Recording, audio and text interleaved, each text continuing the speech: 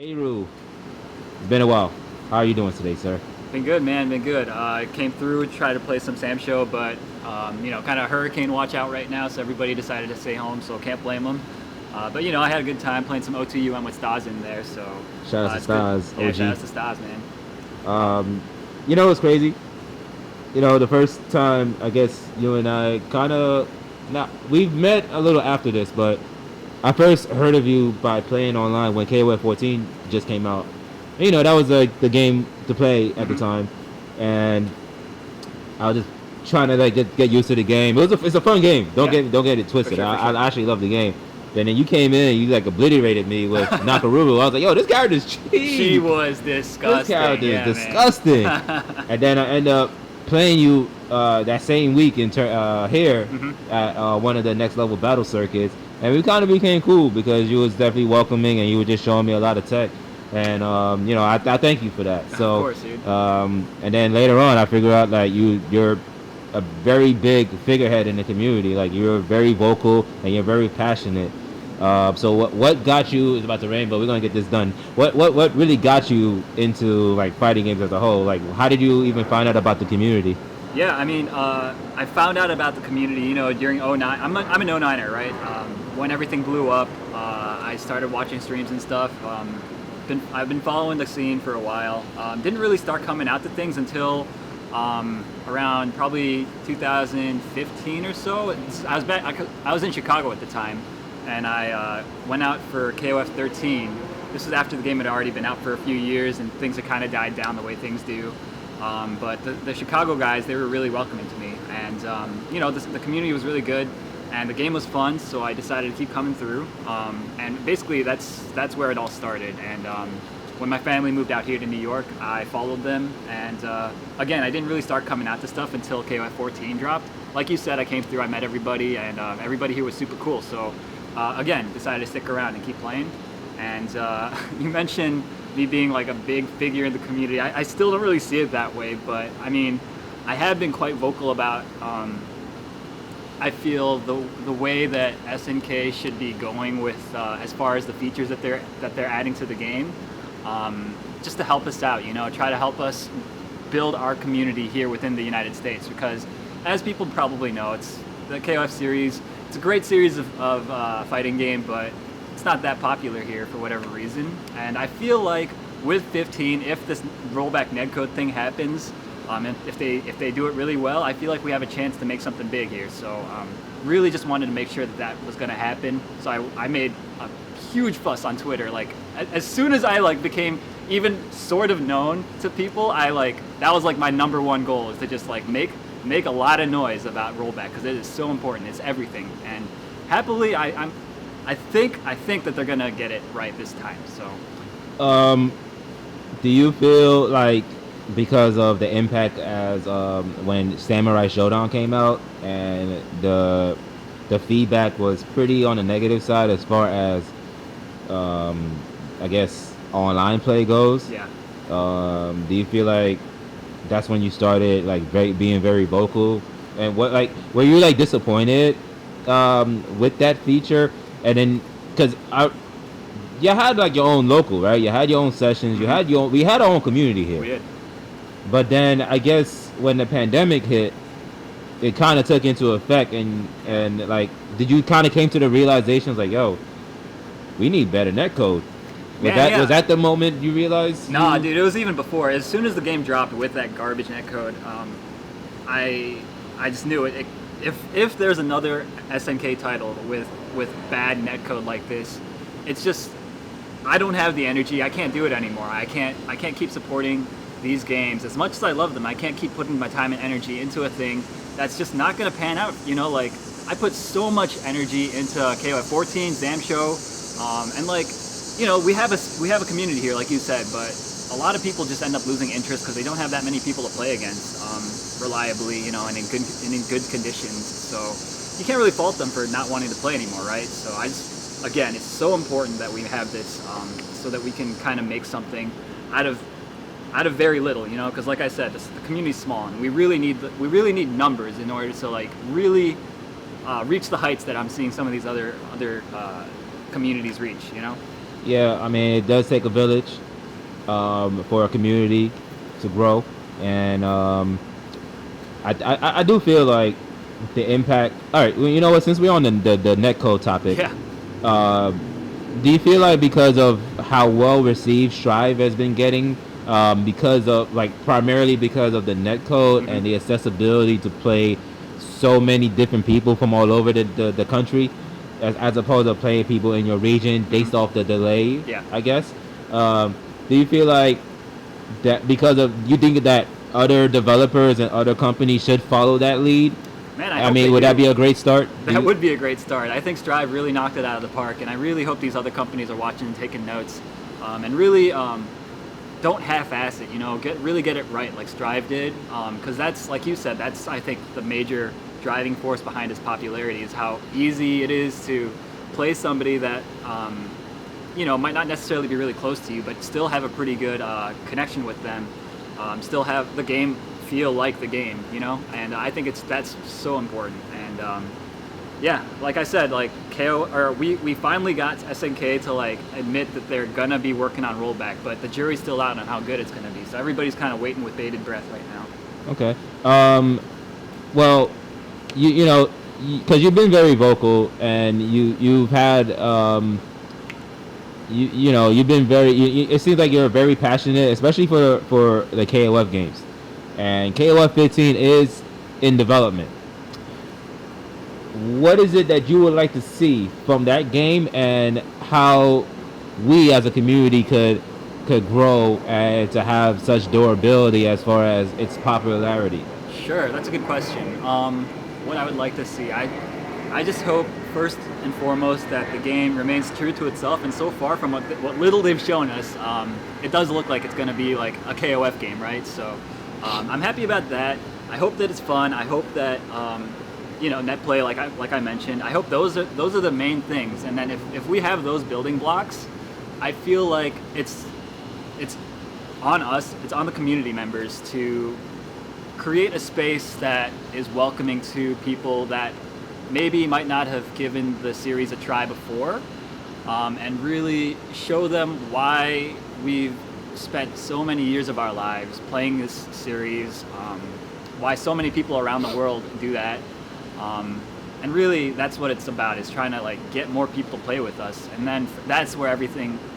That's like the start, you know. That's where we can start to build off of, and really reach some new heights, I think. Okay, and well, I would hope so. You know, KOF is just one of those games where, you know, it's been around for so long, but it's just so unique. Yeah. Like, yeah, KOF is just different from all the other like modern fighters. You know, Yeah. it has its own unique gameplay and its mechanics. Yeah. So far, people are getting good reception about KOF 15 coming out. Also, they actually pushed back the release date. I guess they do want to work on developing the game, and I really hope that for the better for the community. Yeah. I mean, it'll be worth it. Yeah. I'll definitely gonna invest. You know, I do love KOF. I do want to support them. For sure. I'm definitely gonna give it a try. But for those that are new to like fighting games as a whole, like just fighting games in general, do you feel like the because of the high execution that's needed to really play at a high level, like, because I think this is one of the hardest series when it comes to execution. Like, I just saw you play KOF Ultimate Match with Yeah. Staz, and like I see you dropping. I'm not saying that you're bad. I'm just saying how hard it blowing is. me up, Like, okay. no. I'm just no. saying how tough it is. Like, Yeah. to really be consistent, Sure. and to getting like the right hit confirms, Yeah. and just doing big damaging combos, you know, optimizing, right? Sure. So do you feel like that kind of like, you know, discouraged new players to come and play? Yeah, I think that's also a good question. I feel like with modern KOF, you played 14, so you know, the execution ceiling in KOF 14 is not even close to as high as it was. I would say the execution ceiling of 14 isn't even close to the execution floor to play certain other older KOF games. Like you mentioned, O2 is a very execution intensive game. 13, yeah. Can be very execution intensive. But I'm pretty sure they're not going to go that direction anymore. So I feel like with KOF15, newer players to the series or to fighting games in general, I think they can just kind of jump in and enjoy themselves after just a little bit of training and practice. You know, I'm not going to say. Yeah. I'm not saying they're just going to be able to jump in and do whatever, you know? I mean, I would hope they have like a tutorial mode. You know, Strive has a very good tutorial mode, so if you really want to get into it, I would hope that KOF would do the same. Yeah. 15 would do the same. All right, so lastly, who's your favorite play? You know what, I guess let's go with KOF 14. Sure. Not many people are playing 14 as much. What's the most popular game that's being played right now? SNK wise, like what game that you know that's, I guess, would be one of them? Nah, I mean, isn't really popping here like that. I feel like, again, like a lot of these SNK games, like we were talking about this earlier, how a lot of them just kind of fizzle out. Historically, they have, and that's, I think, in large part because of a variety of factors. But I think the main thing is online playability, right? That said, there are some players that I love to watch no matter what game. Of course, it's Reynald. You gotta talk about Reynald whenever you talk about KOF. The man is a genius, and he. I mean, you just can't. I know. When you watch him play, the guy plays like an asshole, but he does it in a way to like make you. To like expose your weaknesses, I feel like, and he does that really well, and that's why it's so fun to watch him play and pick people apart. So I think to answer your question about favorite players, Reynald has to be up there. Shit. I guess locally there's a lot of great players locally, Marco Polo, for sure, would be one of them. I remember him. I love Pachu. I love watching Pachu. Yeah, Pachu is good. Pachu, we always when he played 13, he would do the most ridiculous, unoptimized combos in the world, but they would look cool as hell. So we would always call them Pachu combos. So whenever he hits you with like Mr. Karate and then activates that HD, you know he's about to hit you with some like side switches or some weird stuff like that. Yeah. So Pachu, of course, very, very interesting player to watch.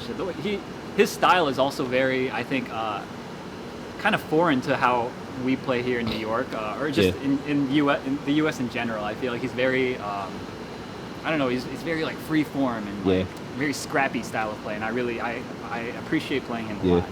So. How you feel about Bala? You remember Bala? Oh, dude, Bala's another one of those guys where it's just like what's it?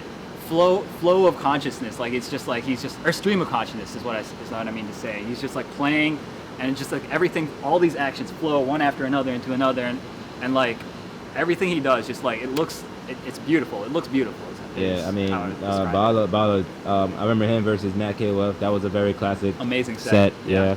Even Reynald versus Matt KOF was also Reynald versus Wu. That grand final was ridiculous. Yeah, so. those are really, really, really great sets. Yeah, man. I mean, you know, I do got to give props to the community out there in the East, man. They like those guys, man. Like the amount of training they put in and the amount of like execution, like you rarely see them drop. For sure, dude. And for you to do that, it must have taken hours and hours. I see these guys play like first to 10 sets every day. They be streaming like O2UM. I know they be going in on 14 as well still. So it's like, yeah, man. Yeah, those man. Guys. Have you been visiting Brooklyn, New York? I mean, Brooklyn Video Games. Brooklyn Video Games. Yeah. Have you been visiting them? Yeah. They got that new spot that opened up, and it's really cool. Down the road, yeah. Yeah, for sure. So I think, I don't know. I feel like KOF might have a new home there potentially, because a lot of like the Mexican guys that don't really come out here, they're all they live further south, right? Yeah. They do, and like they're there all the time playing O2. So you know, if we could get some of them on board with KOF 15, that might help us build our community a bit more. I think they'll be down for it. Yeah, I don't see why they wouldn't. I don't know. Like, some of the old heads, they're kind of stubborn, don't want to pick up new games, and I understand that. But you know, maybe a few of them will be able to flip them. Well, we used to call, you know what we called them back in the CF days? We used to call them FOBs, fresh off the boat. Oh, yeah, of course. So, you know, the FOBs are gone. Yeah. Yo, man, so... Bro, we got to get the Chinese FOBs out. Dude, those FOBs, man, those are the dangerous players. Like, they don't come out to anywhere but there, and they just, like, wreck everybody every day. Yeah, man. And those are the guys that's like, holy crap, man, they killing it, man. I was like, yo, because I was playing for a little bit, and I just got OCD like it was nothing. I'm Oh like, yeah, yo, dude, those you guys got don't it. play. You got it, man. Yeah. Any shout outs you want to give? Yeah, you know, shout outs to the rest of the rest of the New York SNK guys, Rome, J-Dash, Patrick, you know, everybody. I'm like on the spot, so I can't think of everybody right now. All good. Enrique, you know, shout outs to all you guys holding down Angel. We're gonna have to keep it going. I think once 15 drops, we're gonna have a lot of momentum, and it's gonna be on us to make sure that we ride that momentum and really build our community up. So we gotta really put in a lot of work. So I think those guys, we got a good group, and we're gonna make it happen. All right, cool. Aroo, do you have any social accounts that people can follow you at? Yeah, just follow me on Twitter. It's Aroo Lee, AROOLEE, or Twitch as well. It's the same thing, AROOLEE. That's those are the two main things that I'm on. All right, cool, man. Aroo, thank you so much for spending the time and chopping it up, man. Like definitely you was one of the most welcoming guys since I started playing the games, like SNK games out here, and I, you know, it's only right that, you know, people should know more about you, and like I said, man, KOFXV is coming soon, and you know I'll be a part of that. I'm sure you will too. Yeah. And you're right. It is our job to kill it. So it's about to rain right now. Oh, so yeah, we out of here. Thank you once again. Thank you everybody else that's tuning in. Make sure you guys subscribe. Make sure you guys follow Aroo. And yeah, man, KOF all day. Let's get it. KOF is never dead. All right. Peace.